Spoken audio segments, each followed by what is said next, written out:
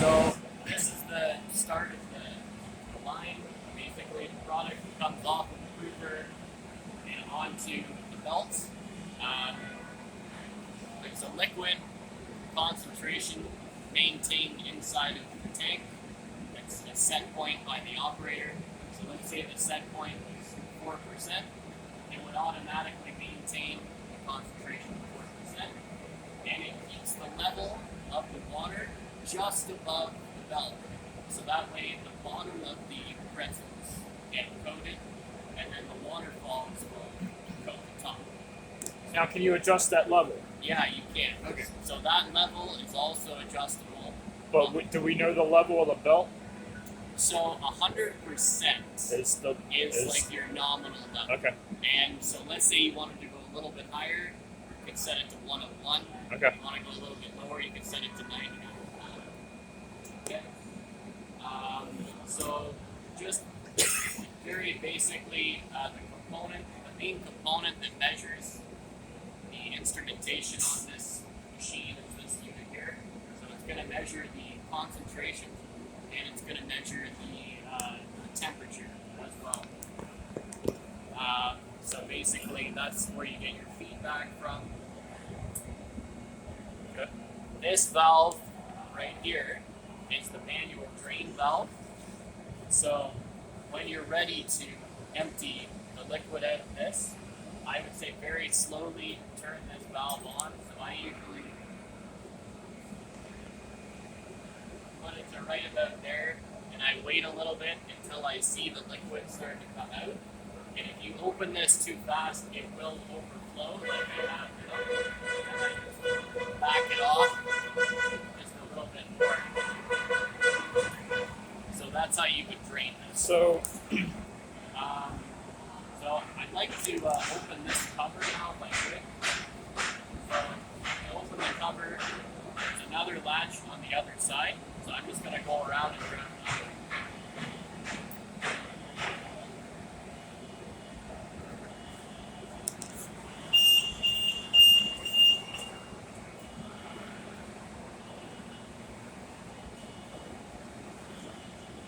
Okay. So we have a waterfall system.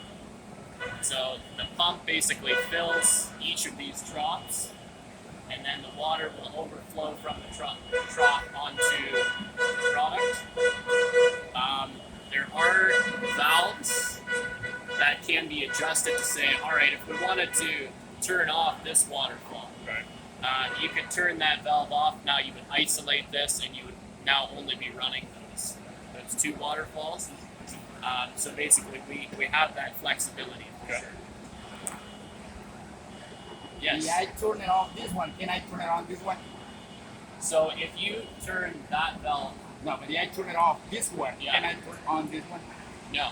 Okay. No, if you turn that one off, you're cutting the flow. Yeah. to You have to go this from one. the outside in. Yeah. yeah. Okay. Just ask you that. Yeah. Okay. Okay. Yeah. So I just wanted to show you the inside of that, and as you can see, the level of the liquid inside is just above the mesh. Right. Now with the pump not running, the water level will raise a little bit. Sure. So as soon as you turn the pump on, that level will come down just a little bit. Okay. Here, this is actually a diverter valve. So all the flow from the pump comes from this end of the pipe, and with this in the fully closed position, all of the water goes to the waterfall. So you have maximum waterfall flow. Okay. If you wanted to reduce the waterfall flow, you can actually turn this valve. Now some of the flow will just go back into the Back tank, into the tank. and you'll get only half of the flow to the waterfall. So unlike one of our other cookers, we can adjust the circulation. Yes, But we're doing it manually here with the yes, valve. it's completely manual. Okay. And here we can adjust the pump speed. No, on or Okay. off. It's fixed. Yes, Okay. just on or off. That's right. So I found normally it's good to have maximum flow. You seem to get the most even coverage of all the pretzels. We got manual adjustments on our waterfall for, sometimes we got a no matter you got a full speed or full flow to the waterfall, sometimes one side is coming less. Oh, So yes. we have manual adjustments. Yes, we have that as well. That's a good point. So that's what these jack screws are for, exactly. So basically, you can use this one to raise the front, you can use this one to raise the back, or you could raise both of these and you bring this whole side up. And you can use that to even out the flow or across the waterfall. Everyone has that. That's a good question. Yep. Now, in order to do that, you have to loosen this up as well, right? Yeah, look like Yeah. somebody tried to do it without lose the ball. Yeah, I would agree with that. So I think, well, that's where it gets a little bit tricky, right? So yeah, like let's say you wanted to raise this a little bit, you would have to loosen the bolt. And probably shim it in the bottom. Yeah, you could shim it in the bottom. That's probably a good idea, actually. Okay. Yeah. Now, Yeah, this, that Yeah. shows your percent, yeah, okay, and your temperature. yes. But these controls here. You shouldn't ever have to touch those. So anything displayed on this screen is also displayed on the HMI. Right. This is just, it's great that it's showing it. But do those have any function that can, if we touch an arrow, what's that do? Like, It's password protected. okay, Yeah. good. It's exactly the same like what is in the cabinet of line 1. You see Yeah, the okay, I got you. Yeah. Now, over on the other side, there is the shut off for the main water Okay. and the main lie into the tank. Okay. I mean, I don't know if you want to bother going with. That's your water. Yeah, that's your main water shut off. So, crank it off, Okay. and then your lie shut off Right there. is this one right here. Okay. So, in normal operations, the valve should be fully open. Sure. And this Yeah. supply line is also connected. It's the same supply that's going to the other two. Yes. So if the main supply to those other two, this is shut off as well, right? Yes. Or is this a separate line That I. of the caustic? Oh, Caustic the is the same one from the tank. Okay. Oh, like the cost? Yeah, I think you have one main Okay, line. okay. As far as I know, I'm not 100% sure. But right now, our remote HMI is sitting here. Okay. So once they install the staircase, the HMI will be mounted on that side onto the staircase. So you'll actually have two HMIs to work with. Okay, let me have a look inside of here. So these are the two 3D cameras that are used to scan the pretzels as they come through.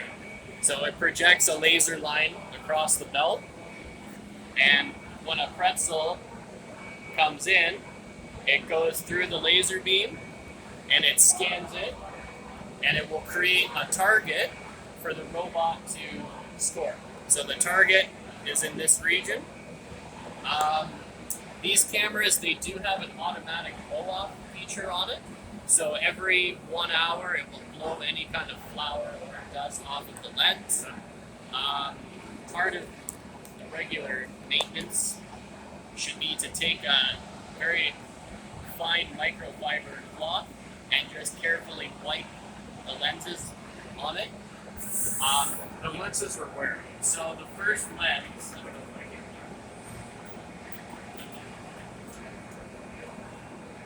this thing pointed us. This is the black square. Oh, So okay. that's the first lens, and that's the second lens there. It is critical that when you're wiping it, you be careful not to move the camera at all, because it is precisely aligned to the belt. So it should probably be a maintenance person just very gently wipe the lenses to make sure that they're clean. Now, during sanitation, Yeah. when these units get wet, I would recommend putting a bag. they were in back. Yeah, that shouldn't. I would say don't directly spray. Are they solid? Like if they do that, are they going to jar it or move it? Uh, or are they fasten it? They're getting hit with a power wash, or are they going to get on the dust? Yeah, don't spray them on the top. Yeah, never spray. That's the problem. But like even just like putting a bag over them, they're not at risk of being. No, They're tight, right? Yeah, they're tight. It's a solid bracket. I would still try to be gentle when you're putting the bag over it. Okay. This sensor will detect product on the line, and when there's a gap in product, the robots can dip the blade and clean. Okay. So basically, it's just looking for a gap in product. Okay. Alright. Okay, so this is our robot. So we have an ultrasonic blade attached to the end. So the blade actually vibrates at 30,000 times a second, up and down. You can't see it with your eye, it's very fast. That's how we get the cutting action on the bread. Because of that, it does heat up. So we supply a compressed air line to cool the blade.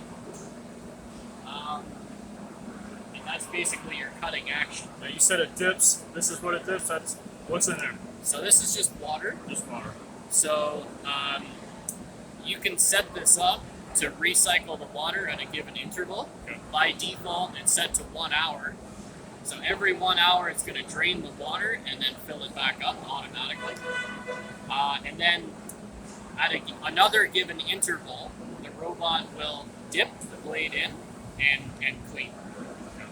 Now, you can actually do that manually as well. So there's a button on the HMI that's dip and clean, which we can try right now if we want to. It's probably a good time to show you that.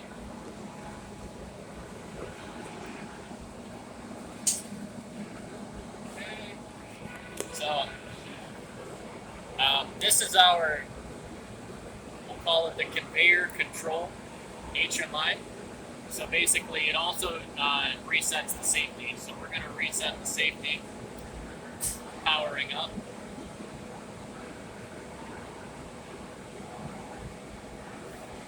So basically if we press start here, it would start the conveyors. And this screen over here, this is our scoring control screen basically. So think of that screen as conveyor control and line control, and this is purely scoring control over here. So basically we have tabs across the top. So this is our scoring tab, this is our product select tab, right? So you can go across. On the scoring tab, this allows you to set the dimensions of your product. So if the pretzel nominal dimensions are 142 by 141, that's in millimeters. Sorry, it's from Canada. Basically, you set your dimensions that way. We'll come back to cut offset. So cut depth is basically how deep the blade cuts into the top of the product. So if your cut depth is set at 15 mils, it's going to pierce the blade 15 millimeters into the top of the product. Approach height is, so if my hand is the product and this other hand is the blade, approach height is how high above the product it starts before it makes the cut. So right now it's 50 millimeters above, so 50 millimeters, cut, back up 50 millimeters. The drive profile is just a unique identifier for each recipe that's used to transfer over to conveyor control to set speeds. On the next tab, we have product select. So these are all of the recipes that we actually received back at the shop, and we programmed them all in. So let's say you wanted to run the 5 ounce, you would just touch the 5 ounce, load package, package loaded successfully. You can absolutely create new recipes, which I can show you how to do. But essentially, right now, all of your recipes should be in there already. So then we can move on to the maintenance screen, which is why I brought you here in the first place. So as you can see right now, all of these buttons are grayed out, and that's because we have not logged in. So the maintenance screen requires a password. I have not yet enabled the keyboard on this touch screen, so I'm going to use my laptop to log in and then come back. So So just give me 1 second here. Logged in, we have the ability to actually press these buttons. So we can just go through them all. First one, dip and clean all robots. If I were to press that, the robots will come over here and it's going to dip. And it turns on the ultrasonic to get all that gel loosened up. And it cleans the blade that way. So that's a dip and clean. You can also do it individually. So say you only wanted to dip robot 1, you can press that and only robot 1 is going to dip them.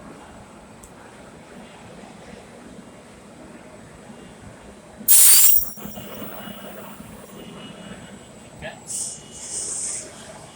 Reset and go home will send the robot to the position that it's in right now. That's what we call the robot home position. So if I press it, it's already at the home position. Nothing's going to happen.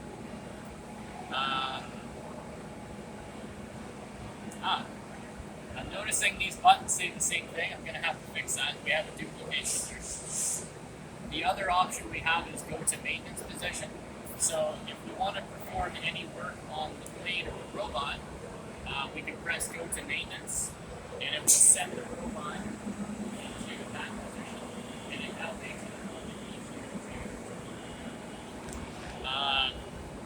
now, good opportunity to send it back home. So if I press reset and go home, it sends the robot back to the home position. So this is essentially your manual functions for your robot. Auto dip and clean, you can turn this function on or off. So if it's on, basically every 240 minutes, which is a lot, usually we set that to 60 minutes. I should just change that.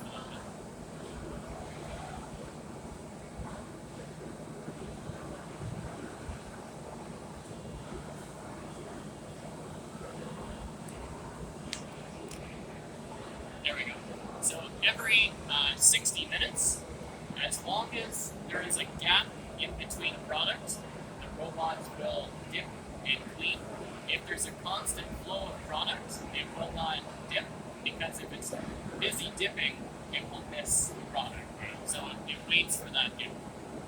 Will it, let's say it goes 70 minutes ahead dip and clean, but in comes a gap. Yep. Will it say, okay, I've done it 70 minutes, so I'm going to do it now. Yes, exactly. Exactly. So how big does the gap have to be? Just enough time for it to clean? So I think I have it set up for 30 seconds of belt running with no product sensed at that sensor. And that allows all the product inside of the cell to clear out. So it's basically a full belt width of gap currently, but we can tune that later. That's easily adjustable. Okay, so that's your manual controls. Alarm history, this will display any faults from your robots. So if your robot stops for any reason, you can come to this screen and see, okay, why did the robot stop? Production statistics. So basically, the important part of this screen is shown right down here. So we have statistics for robot 1, and we have statistics for robot 2. If, I'm going to give you an example, the conveyor belt was running much too fast. The robots will not be able to keep up with cutting all of those products. We'll get this value being incremented every time the robot is not able to make a cut. So if you come to this screen and you see 10, 11, 12, it means the belt is running too fast. Now we need to slow the belt down. So it's a very useful statistic for production. Cuts completed, it's just how many cuts the robot has made in a given shift. Okay, the next one is minimum Z count. So to explain this, I kind of like to go inside of this cell to show you something.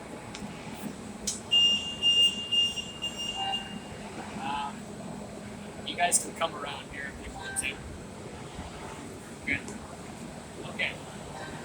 So we obviously don't want the blade to touch the belt for any reason.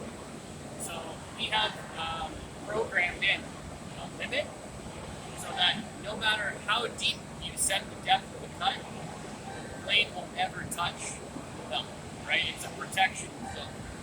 So, for example, let's say you set the cut depth to 2,000 millimeters. It's going to come all the way down to the limit and stop before it touches the belt. Every time that happens, it's going to increment that number on the screen by 1. So if you come to the screen and you see minimum set hit count at 10, 11, 12, and it keeps incrementing, that means your cut depth is set too low and you're bottoming out every time. So at that point, you want to reduce your cut depth until you stop hitting that limit. So it's a very useful feedback to know if your cut depth is set too deep. Make sense? Okay.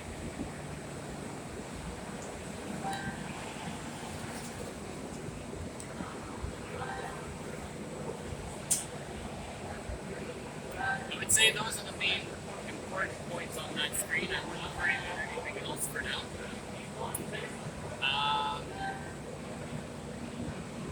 And honestly, from an operator level, I wouldn't worry about this screen. I wouldn't worry about this screen, and I wouldn't worry about this screen. This is strictly more of actually, I shouldn't say that. Sorry.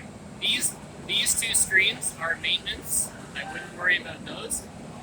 This one, it depends really on your policy of like what you want your operators adjusting. So I'll go over what this screen does. So basically, we have X, Y, Z offsets for each robot.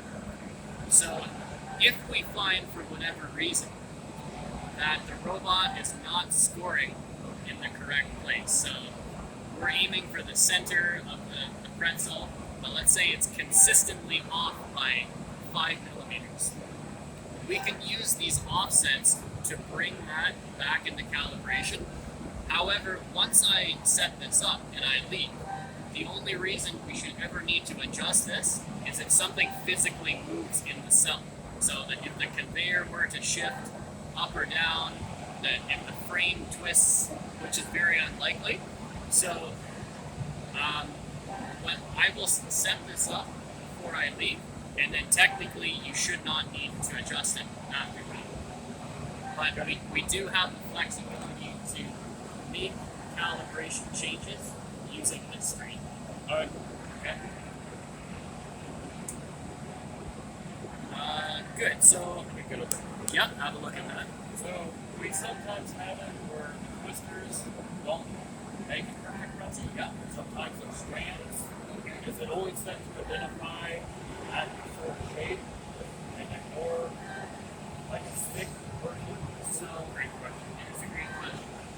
So basically, if we go back to the first screen, we have a maximum width and height of the product. So, So that's exactly what the camera's doing.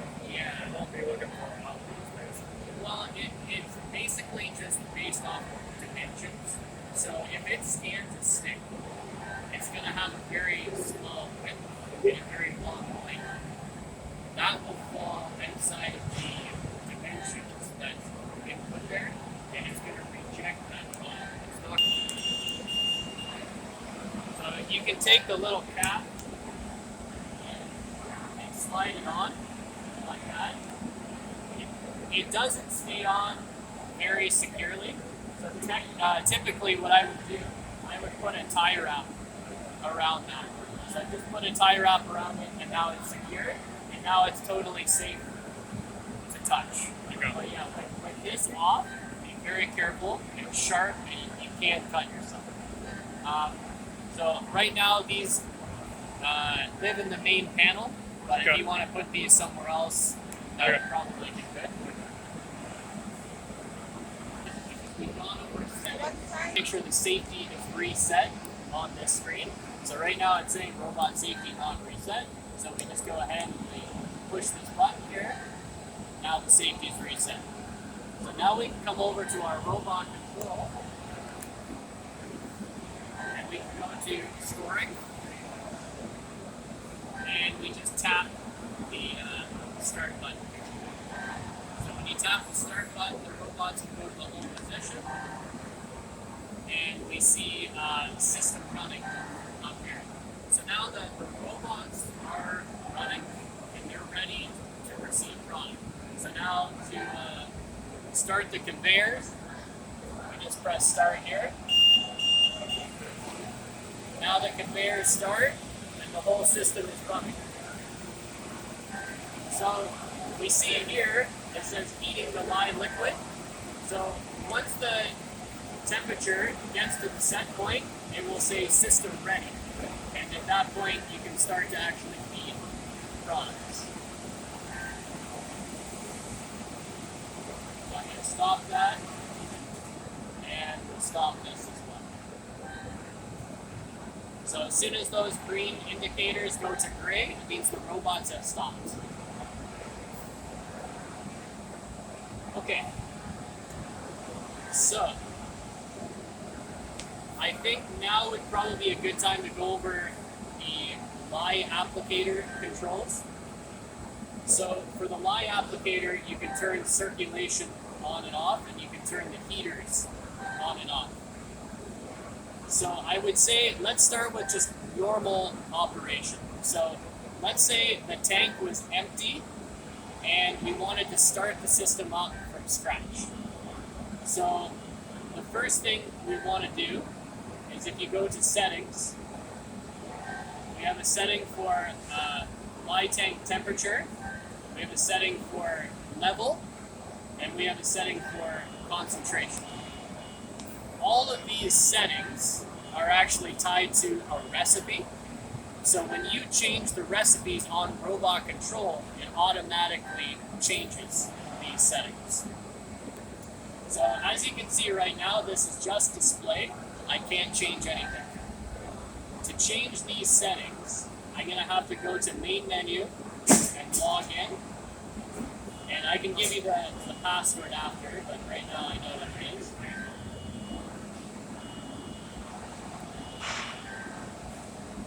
Now we're logged in. Now when we come back to the settings page, now you have the buttons to actually change. So let's say I wanted to set the temperature at 110. Okay. Liquid level, 100% is your nominal value.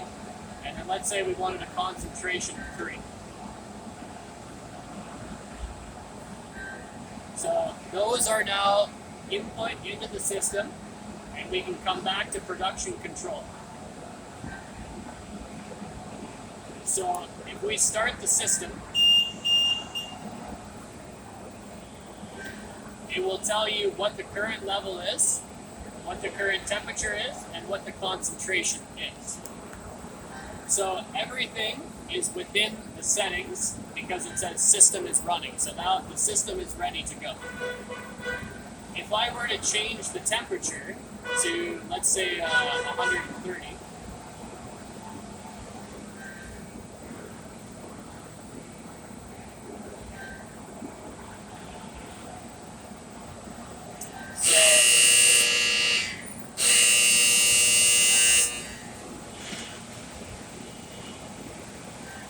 so now it says heating the lye liquid, and as soon as the temperature reaches the set value, it's going to go back to system running.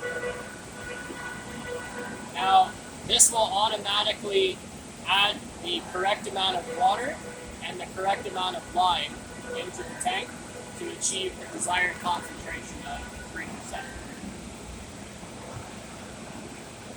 Any questions about the lime? Pretty straightforward? Okay. Okay, so I'll stop it because it's quieter. If for whatever reason you wanted to run the system without the heaters on, you can toggle that. And the same with the circulation, you can turn that on and off. Okay. Other settings that we may be interested in. So these all have to do with conveyor speeds. So right now, all of our conveyor speeds are based off of multipliers of the main line speed. So if you want to raise the entire line speed or lower the entire line speed, you can adjust this value. If you wanted to manually adjust the line conveyor, drain conveyor, or scoring conveyor, you can play with these multipliers. So right now, the lie applicator is set to a multiplier of 0.5 of the main line speed. So this is the one that will raise and lower everything together, and this is how you have individual control over each belt.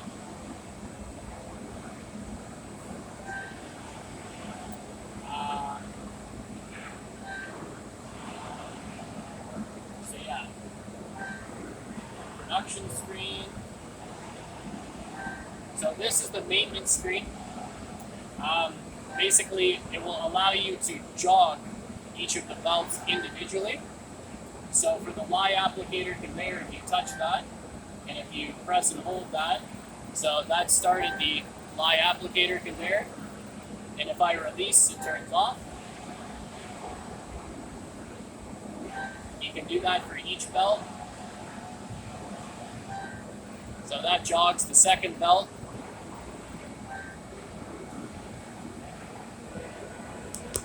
And then the scoring conveyor jogs that. You can also jog the pump.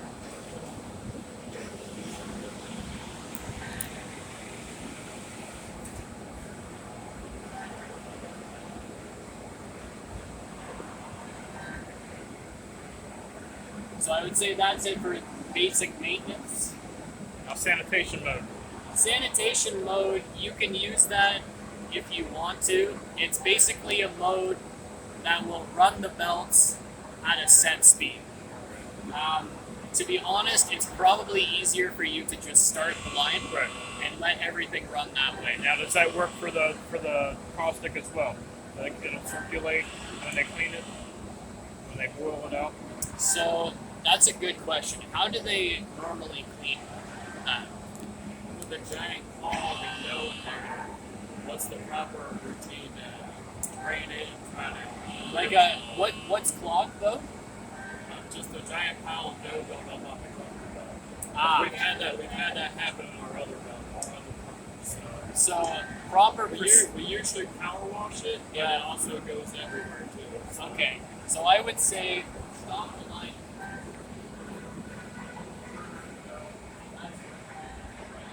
So What do we call it? Brain?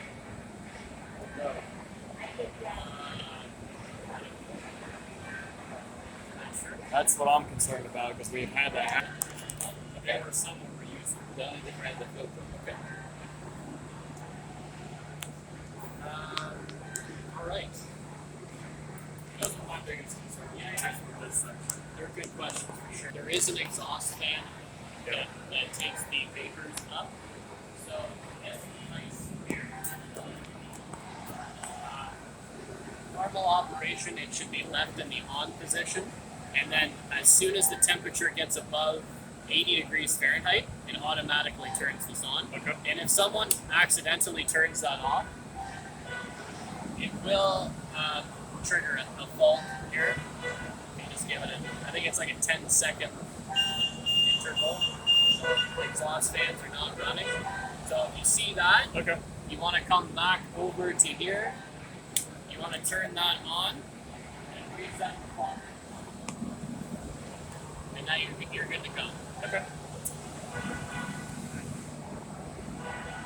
Oh, one thing I do want to mention about this screen as well. Alarm summary. If you press alarm summary, any current active alarm will be displayed on this screen. So main panel e-stop pressed, right? So I'm going to go ahead and release that. Now it's not pressed anymore. Now you can reset the phone. If you want to... Yeah? Did you leave that pressed? No, I Okay, so that's good. So let's go to alarm history then. So he just pressed Y applicator left e-stop, and before that, I press the main panel e-stop. So this gives you a fault history of all the alarms. Okay. Question. Yeah. From the cooker over here, everything you taught us, Yeah. is that integrated with the proof? If this unit stops, is that proofer going to, if the cooker stops, is the proofer going to keep feeding product into that cooker? So try to think of the best way to answer this question. Yes. Right now, Yes. it's going to not stop the grouper because we don't have the interlocks connected.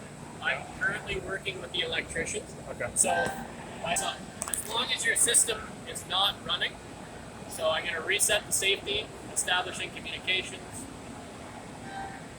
Ready? Now you can come to your robot screen and you have the option to say manually dip and clean. So if I press this right now, if you watch behind you,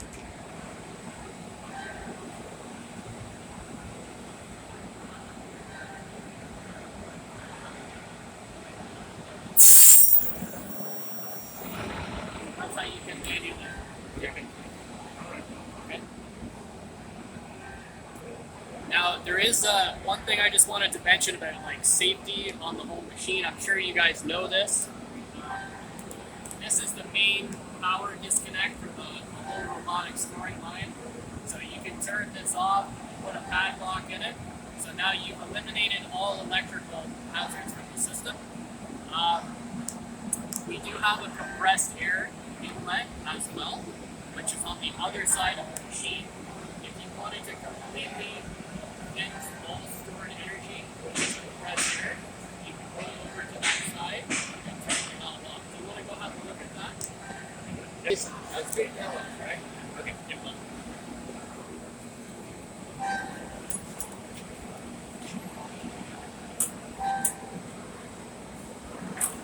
So this is the main air shut off here.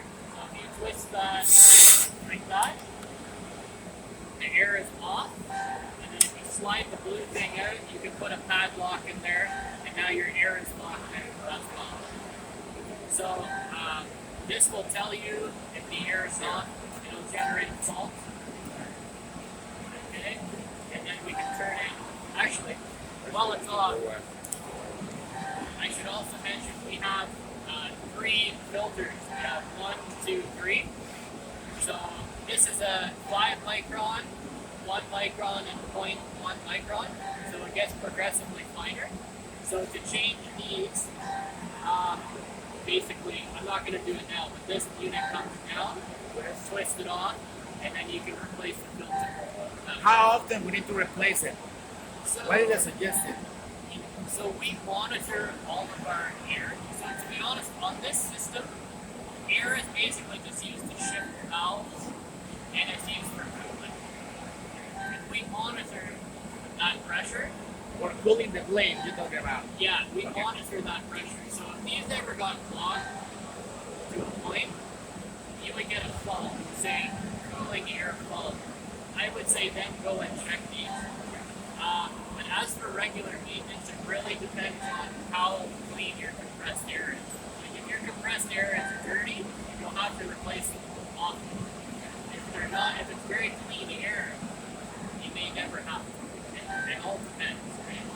Right? Yeah. Turn it back on. So we're using the air in this line for some piston for the belt, for tension the belt. We're using it used for the robots. So it's used for cooling. It's used to clean the lenses off the camera, so like a blow off. And we have control valves that let mine and water into the tank. They're pneumatically operated valves. Oh, for the cooker. Yeah. Cooker and robot are integrated in one thing. Yeah. Okay. Yeah. And that's it. That's all air is used for in this case. Yeah.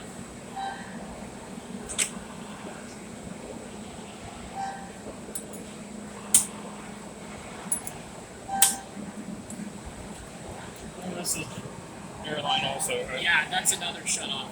So if you wanted to, that's a bit flimsy. I didn't install that, but you could lock it out there too if you wanted to.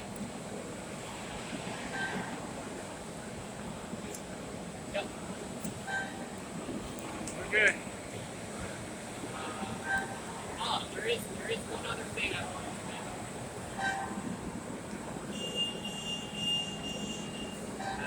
Maybe come through here.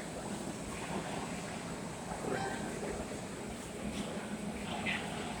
So, these robots, they have a brake release key switch. This is the brake release key switch right here. So when you turn that key, it actually releases the brake on all 6 axes, and it will begin to fall. And I'll just show you. So if I just quickly turn it, see how it starts to fall? So it's for if the robot were to ever get stuck somewhere, the easiest way to get it back to the home position, usually a 2-person job. One person can activate the key, and the other person can hold the robot. So I can try and demonstrate. So if I hold this, if you just turn it up and hold it, see how I can move it a little bit? It's fairly heavy, right? But it can't be moved. Okay? So like if it were ever to get stuck here, you can have someone release it and you can move it back into position. But what is home position? Well, it's close to what that robot looks like over there. That's home position. Okay. Is something in the screen tell you this when the robot is home position? See like a diagram? Yeah, means then now. Or like Something that. in the screen tells you No, this. the robot is